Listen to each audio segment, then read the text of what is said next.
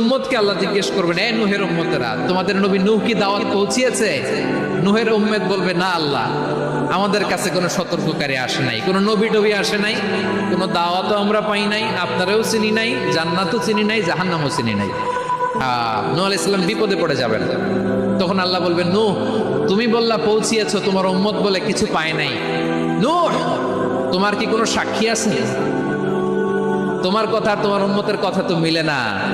তুমি বললা তুমি আমার নির্দেশনা দাওয়াত পৌঁছে দিয়েছো, কিন্তু তোমার উম্মত বলে পায় নাই। নূহ তোমার পক্ষে কোনো সাক্ষী আছে? নূহ আলাইহিস সালাম বলবেন, আছে। কে? উম্মতে মুহাম্মদ। তখন আমরা বলবো, আল্লাহ, আল্লাহর নবী নূহ আলাইহিস সালাম তিনি আপনি যা যা বলেছেন ঠিক তা তা তার উম্মতের কাছে পৌঁছে দিয়েছে। এবার নূহের উম্মতের সাথে আমাদের ঝগড়া লাগবে। তারা বলবে, তোমরা আসছো আমাদের হাজার হাজার বছর পরে, তোমরা কি করে জানলা? তোমাদের সাক্ষী কর্তব্য হবে না?